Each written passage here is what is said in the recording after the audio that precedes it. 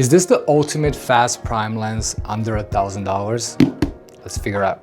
Welcome to yet another video. So if you're here, you probably heard about the new release of the Viltrox 35mm 1.2. I'm excited as much as you are. I don't know if you got it or you're planning to have it.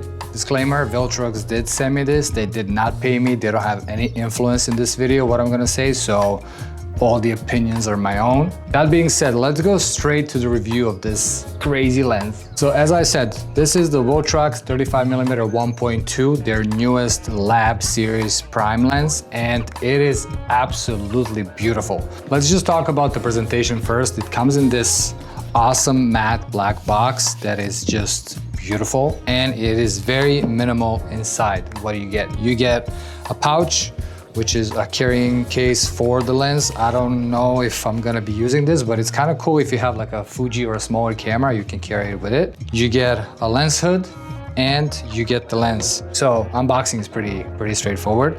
But the first time when if you never used Viltrox lenses, and I've never, this is my first one, and I am amazed. Coming from Sony and coming from all the G Master lenses, the quality of this one, it's just like when you get it, you just feel it. I don't know how else to say it, but it is insane. This will come in many mounts for Sony, for Fuji, for Nikon, for Canon.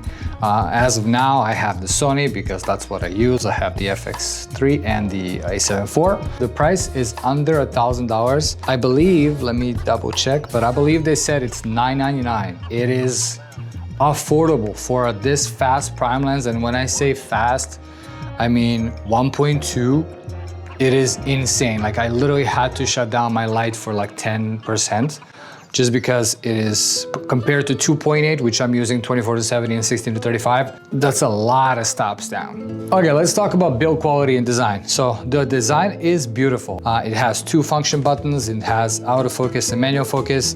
It has the aperture ring declicker, click on and off. I personally like it on just because I want to know when I'm actually changing it. And it has the focus ring, it has the screen, and the screen is something special. I've never seen it before, they explained it to me. So technically you can connect, there's an app on the phone and you can connect the lens to the app. You can customize and put any picture on the lens itself, like on the little tiny thing here. You can say, happy shoot, you can say, ask for more money here, or anything. You can put a picture of your wife so you can actually justify the buying of the lens. Now let's talk about the weight and how it feels in the hand. So I just put it on the A7 IV, and as you guys can see, it looks pretty cool. It is heavy, I'm not gonna lie. It is heavy for a gimbal work. You're gonna need to go to gym and pop those biceps up. In the tripod work, doesn't matter. But what I will say is, it is heavy, but also it fits good. It feels good on the hand. It's kind of like the old G Master 24-70, if you guys have it, if you remember it. So I feel that's the similar weight. Okay, so the screen itself is pretty straightforward. The bottom line is the aperture, so you can see where you're at here if you don't want to look at the screen, which is pretty useful. And the upper part is when you switch to manual focus, it tells you what the manual focus distance is. Now I find this very cool because it's like, the 0.35 meters is the minimum focal distance. So for me, for example, if I want to do a stop motion, if I want to shoot something that I need the exact amount of distance, this is pretty useful because you can just point it towards the subject or anything. You can put, like, for example, 0.40 and shoot it, and then you can move around, go whatever, and then you come back and you know exactly the distance was 0.40.